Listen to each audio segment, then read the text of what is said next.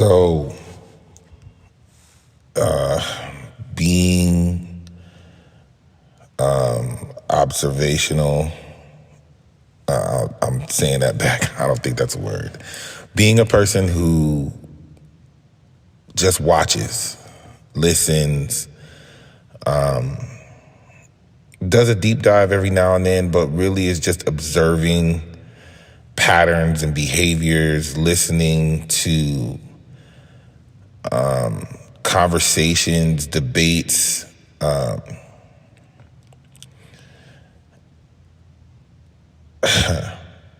What I am not necessarily just realizing now, but understanding that the acknowledgement of this overall theme is probably one of the biggest reasons why there is no progress for humanity. The level of hypocrisy, the level of manipulation of language, the level of rhetoric to support one's personal convictions and emotionalities and thought processes about how and what favors said individual's line of thought.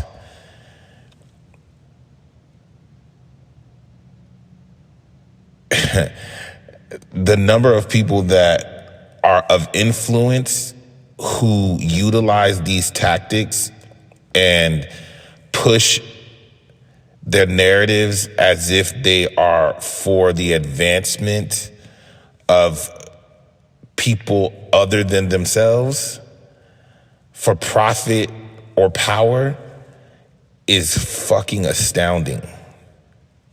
And I'm talking about in all walks, in all facets of existence.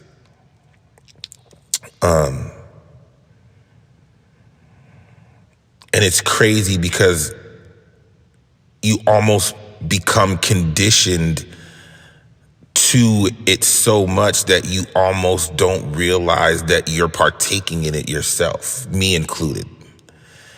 And so a lot of the conversation that I have, I know I've spoken about this before, a lot of the conversation that I have is me attempting to unlearn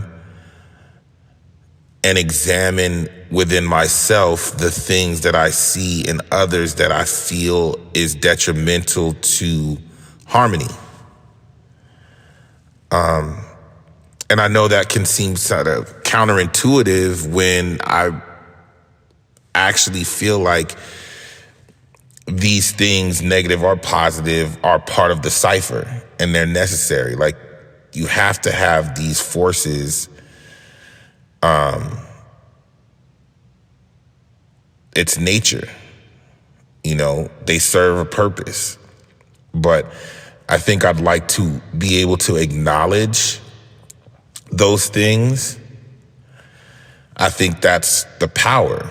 I think early on in my life, as a young adult, and even as a kid, I think I appreciated and respected a person who stood on what they believed, whether I or anybody else believed it was good or bad, and acknowledged what it was. If you're a criminal and you acknowledge that you're a criminal, at least I know how to deal with you versus you trying to hide that you're a criminal, right? And again, in different facets, these things are necessary. The people who hide their,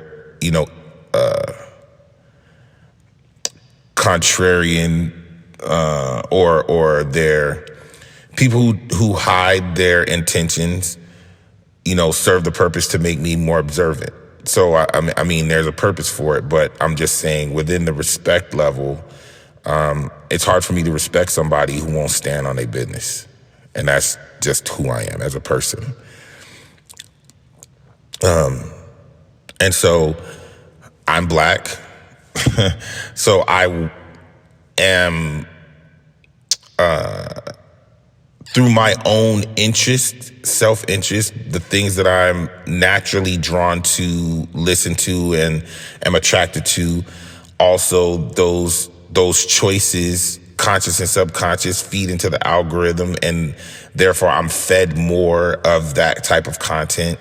I do venture outside and try to take in and understand viewpoints outside of my own. And I think that it's weird because a lot of the things that I look at within my own community and my own cultural environment are actually people speaking about and in a alignment with things that I don't necessarily agree with 100%. So there's a lot of self-examination of, or not self-examination, but examination of, cultural alignment and what I feel like is appropriate or what's actually a solution for some of the things that I think are, I don't say plaguing our community, but the reason why this special group of melanated people in America share a specific type of personality trait in response to trauma.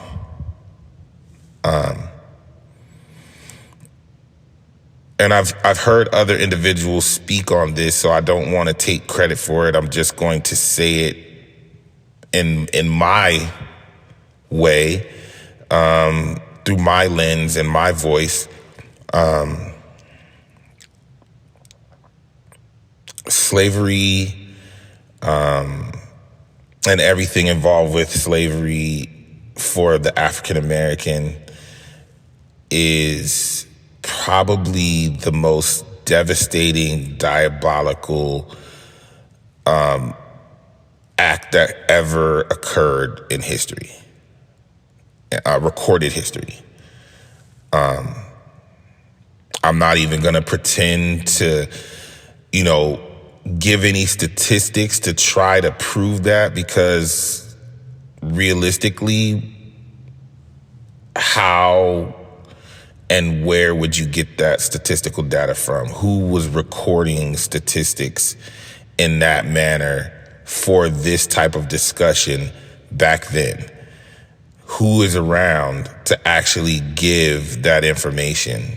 And then whose numbers would you actually trust? So I'm not even going to jump into the arena with someone who, if someone is trying to invalidate what I'm saying because I don't have numbers, because those numbers don't mean shit, because you can't trust where they came from. I wish that, and this is a little side note, I wish that people who spoke in statistics would actually quote, like footnotes when you're doing a research paper, quote where they got those statistics from and the credibility of those sources. Because you can say a bunch of stuff, but me being a critical thinker, I want to know, where did you get that from? If you say, like I heard in an interview with Dr. Umar, he said that, Black people need to align and we need to pool our financial resources and we need to take back the Black dollar and do all of these things, and his contrast or his point to prove that we had the money to give, one of his statistics was we spent $4 billion in Jordans. We spend 21 million in baby cologne, if I'm remembering that correctly, or some asinine fucking number in baby cologne. And then he, uses that and emphasizes it in a way to try to validate his point. And I'm like, I've been to the mall plenty of times. I've never, ever seen, and I've also worked retail. I've never seen or been directed to record or report my ethnicity while I was shopping in the fucking mall.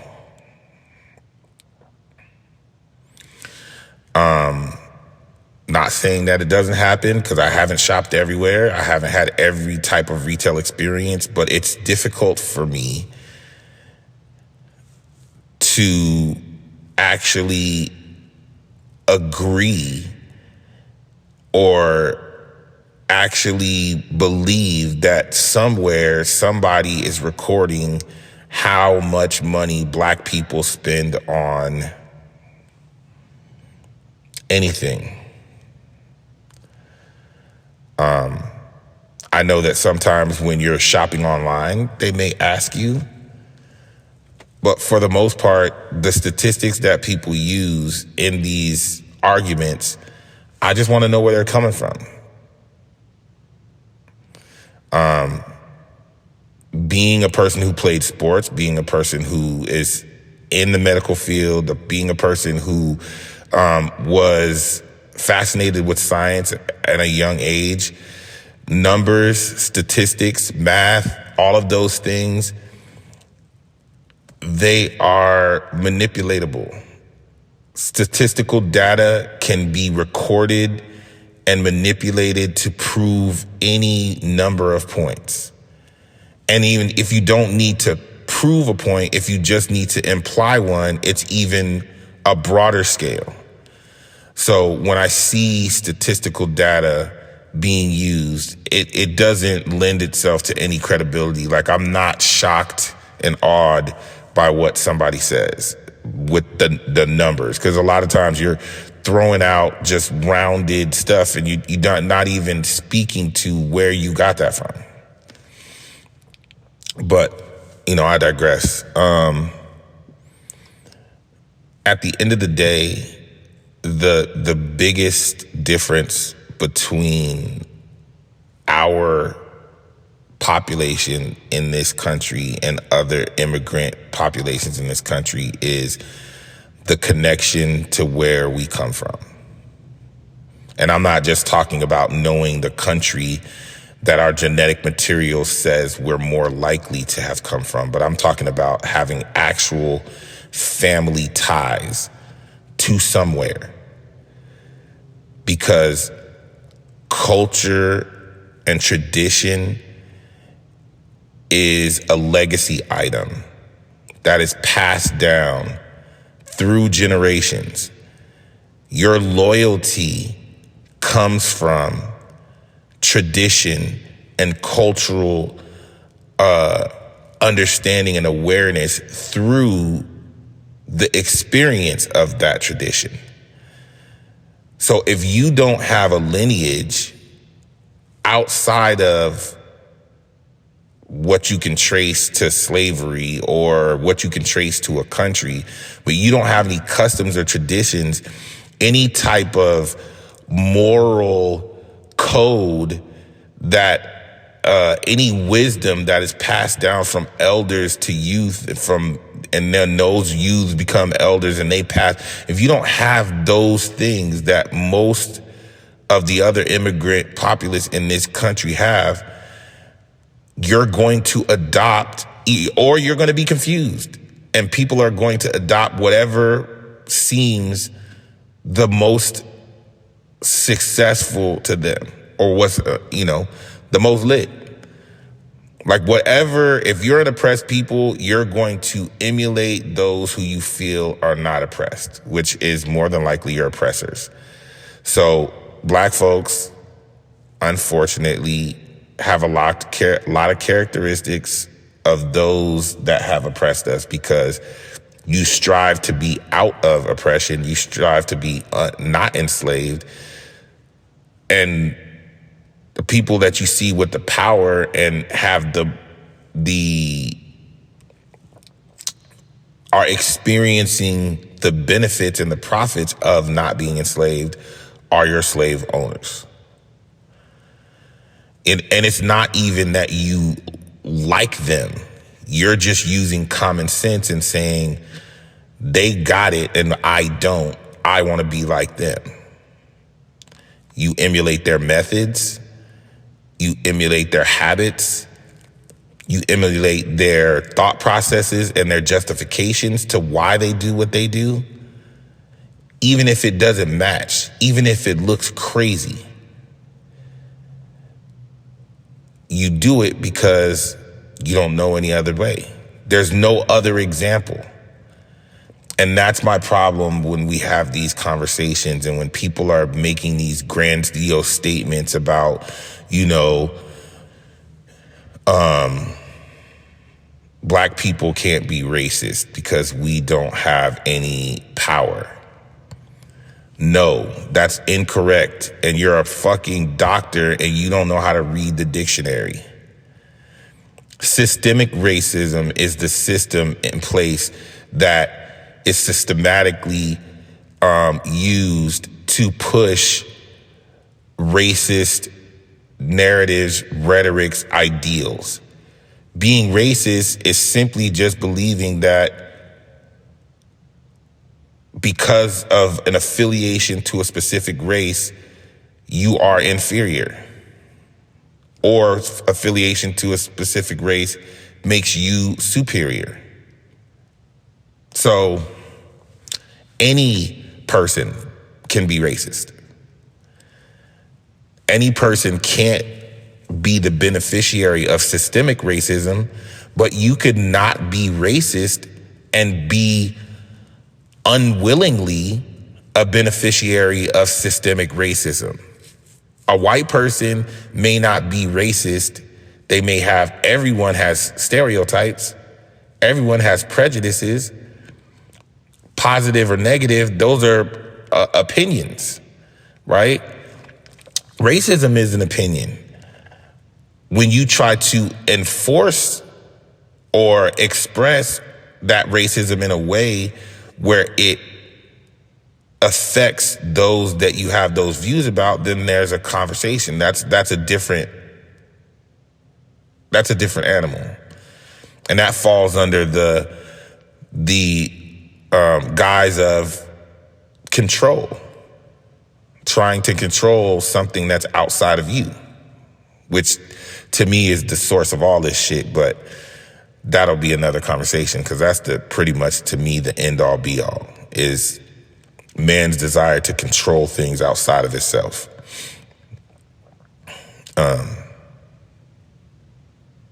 It'll be the demise of every piece of humanity. But again, it's part of the cycle, right? We have to meet our demise to be reborn. So, I'm sorry, no apologies, but I'm floating off. Let me get back to it. I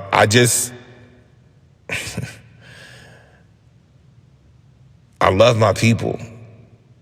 Whether they love me or not, I love them. And I believe that we do need a sense of unity and loyalty to each other. But we are a group of people who don't have an identity to actually cling to. And so you have individuals with their interpretation of what they think we're supposed to be, with no understanding and really not having any awareness that as you go on these platforms and publicly bash black men, black women, any sector of our cultural group, you're perpetuating the shit that's going on, the infighting, the distrust. You're justifying, you're, co-signing the thought process when you say,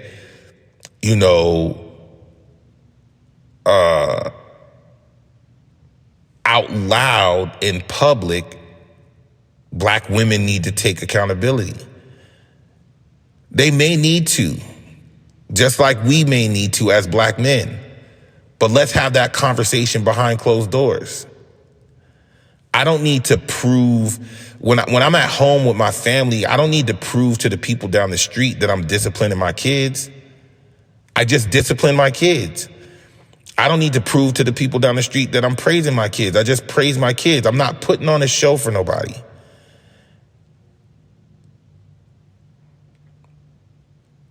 Like, that's a problem, that we feel like we need to justify our existence and our actions to anybody. Everybody knows what happened. Nobody's dumb. Nobody's unaware. So the conversation about it, if we're going to have a conversation about it and you want to be analytical and you want to try to, create a situation and promote cultural awareness and understanding, I think those are all noble ideas, but doing that in search of an ally, right, I think is a double-edged sword. It's difficult because you don't know how someone is going to take this information. And to be honest, what I see from these other ethnicities, these immigrant populations that are successful, that come to this country, is they really don't give a fuck what anybody thinks except for them. I don't see Filipino people on TV talking about why Filipino people are a certain way to each other and the problems that they may have as a group within their group.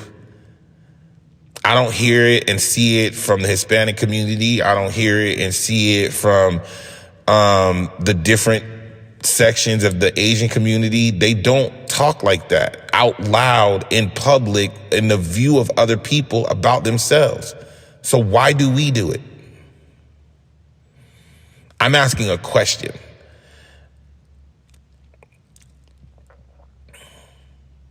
And I'm asking the question because I'm honestly wanting to, I would love to be in a room with some of these people and just ask, what's the purpose? What are you doing? What do you hope to accomplish? You say in one instance, we spend too much time listening to the media, but you're putting your message out in the media. Right? It's like wanting to get out of the matrix, but understanding that you need the matrix. It's weird. Like, it's a weird contradiction. It's a weird, ironic ideology. And it's like, honestly, I believe it comes from the fear of the realization there's too much intelligence for people not to understand what actually has to happen.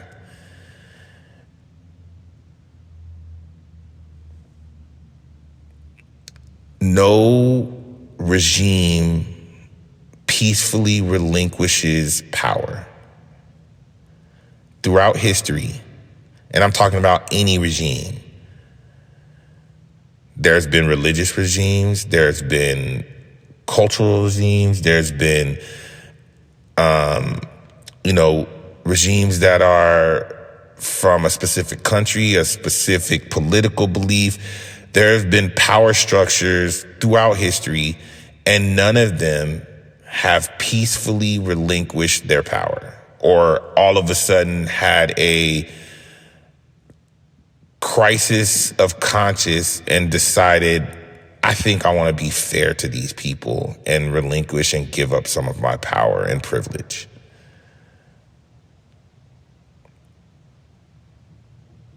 And unfortunately, as a people, we're so splintered because of our lack of connection to anything except for the American experience that we don't have the ability to have any solidarity, even if it just is related to one common goal.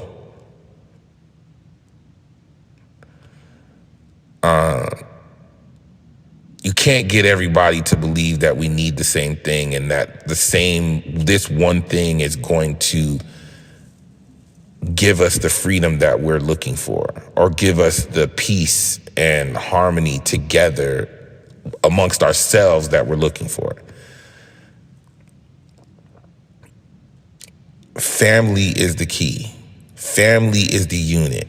Family is the thing that allows people to actually connect, come together, have discourse, because there is a connection there that validates the conversation.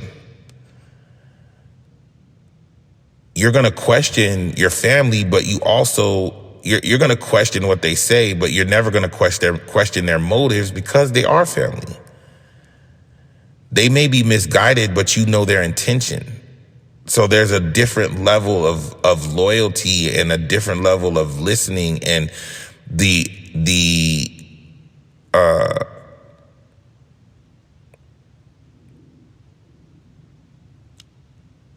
percentage that you're going to actually accept what they say is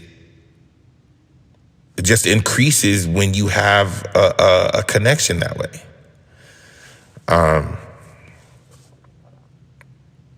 And unfortunately, our introduction to this country doesn't necessarily promote that. It doesn't necessarily, it's not fertile ground for that type of relationship amongst ourselves. And it's unfortunate, because we will always be at a disadvantage until we can gain the same type of connection amongst ourselves that all these other cultures have. You know,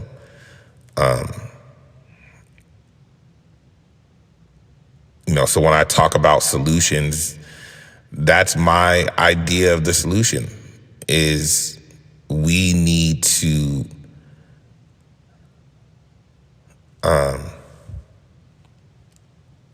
ground ourselves within our families. I'm listening to a podcast that Dr. Umar is on, and he makes a statement about,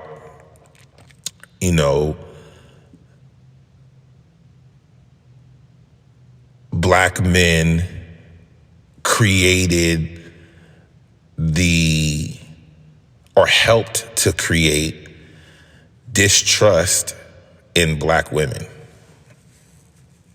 The masculinity that exists, the aggressiveness that exists, the distrust that exists that Black women have for Black men, we fostered that, and we're responsible for that. Well, we're not a monolith, but duh. If I'm a Black man, or an example of a Black man, and a Black woman has an issue with Black men, then yes, I'm part of that group. Maybe not me individually, but yes, the group that I'm a part of absolutely is responsible, because they're the direct antagonist, like, period. Just like vice versa, like, we are counterparts. So we are definitely cause and effect to each other. That's common sense, right? When you're having that conversation, and then you also say that the solution is we created Pookie and Ray Ray, and what are we doing in the community to help raise better Black boys to be great Black men? Absolutely. And you have your co-hosts are in there, and they're speaking, saying, well, I'm a good father. And his response is, what are you doing for the community? What are you doing? I am doing for the community. I am being an example, and I'm taking care of mine. Now, if I have the opportunity to be out in the community and do more, right? By all means, yeah, you should if you have the power and the time to do it. But my initial responsibility, the very first thing that I'm supposed to do is I'm supposed to take care of my house. So if I work 16 hours a day and I have 4 children and a wife, when I come home or when I'm not working, I don't need to be out in the street with a bunch of kids that don't belong to me. No shade. If I have the time to do that, then that's great. But I have mine to take care of first. I'm not going to explain to my daughter or my son that, hey, I know you don't see dad a lot, but for the people, I need to go out here and mentor these kids down the street that don't have no parents. I'm sorry if that sounds crazy to you, but I helped create these 2 children. So when it comes to priorities, the priorities are my family first, and then outside of my household, what I can do.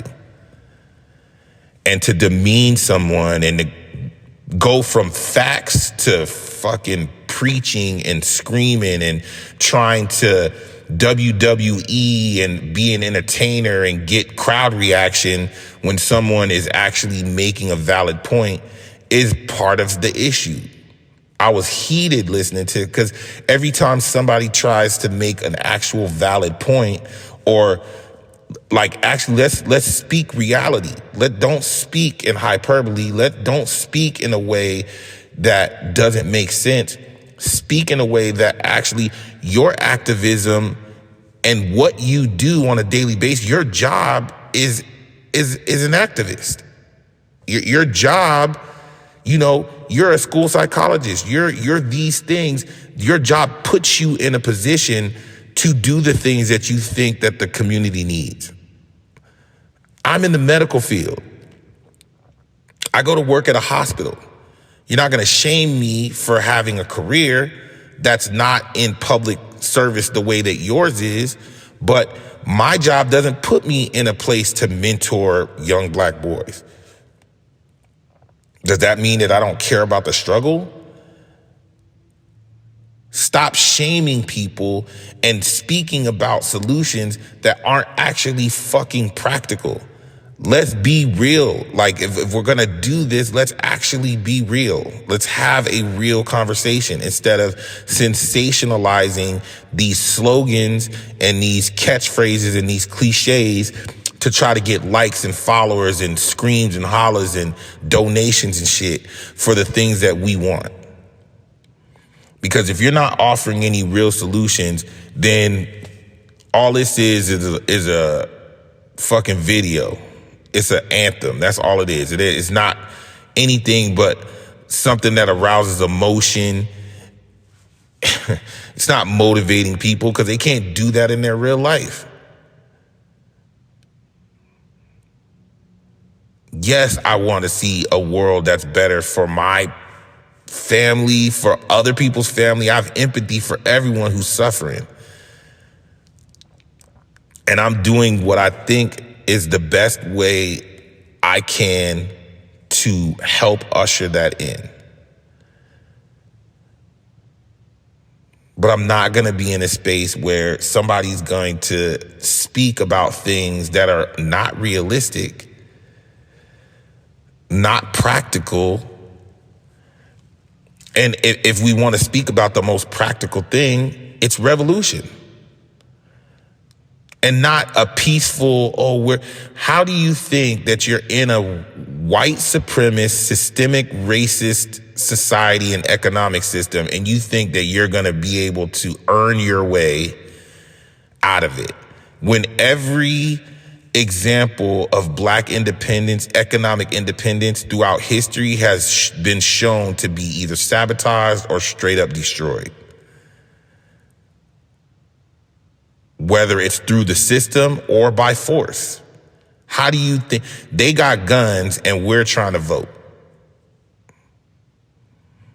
If I'm behind enemy lines, I can't negotiate my way out. unless I got my knife or my gun at somebody's throat. Period. And I'm sorry that it got to be said, but that's the reality of it. Otherwise, you're just trying to exist in the system and make the system more comfortable for you. But ultimately, if the system is oppressive, then they're only going to let you get comfortable when it bent to the point or to the extent that it benefits the system. And that means it benefits them. It doesn't benefit us. So when you're having this conversation and you're saying, oh, I built this school, you still have to follow public guidelines. It's not revolutionary because you still have to get licensed. You still have to do all these things. And ultimately, you're teaching people how to operate within the laws of this land and within this system. That is oppressive and is full of systemic racism. So if you're going to have the conversation, have it real or don't have it at all.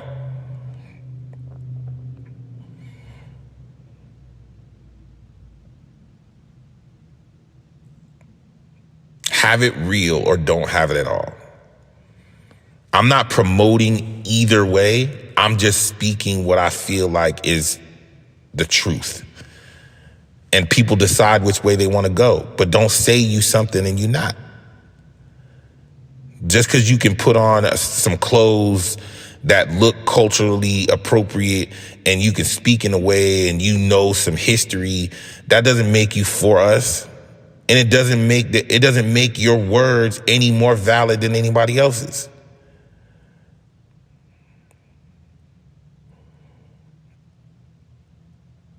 Real threats to the system get treated like real threats, and they're usually eliminated. So if they let you be out here talking all this stuff, even if they're monitoring you, if you're living and shit's not hard for you, it's because what you're doing is not a threat to the system. So they know where they're weak at. And if you're not attacking a weak point, or you're not a danger to highlighting a weak point, they're gonna let you live.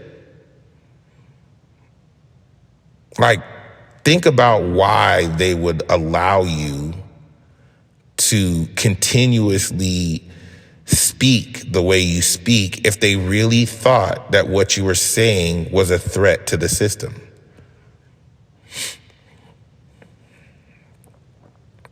If efficacy is the goal, you can't put it on the audience because they're not following your message. You have to put the message out in a way that unites and galvanizes your audience. As a communicator, that's your responsibility. Otherwise, you just a town square crier out, sandwich board man, advertising a bunch of shit.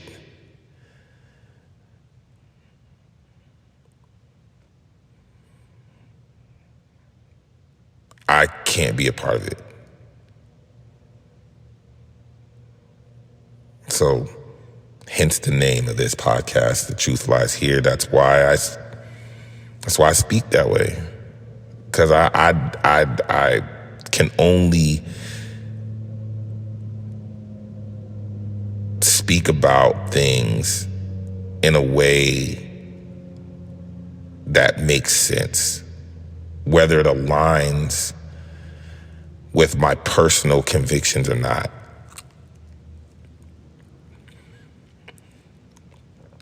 We're talking common sense.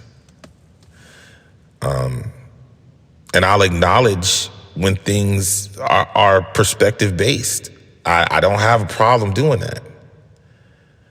I just know that if I'm part of a system that doesn't benefit me, either I'm going to accept it, I'm going to get out and create my own, or I'm going to destroy it and recreate the system that I'm in.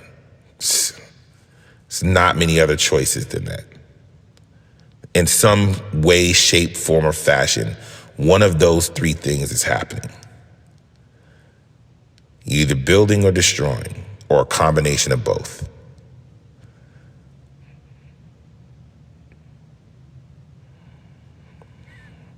Until next time, it's the Truth Lies Here podcast. Remember, hit the like button if you're listening, subscribe, comment, hit the notification bell, and I'll talk to you again next time.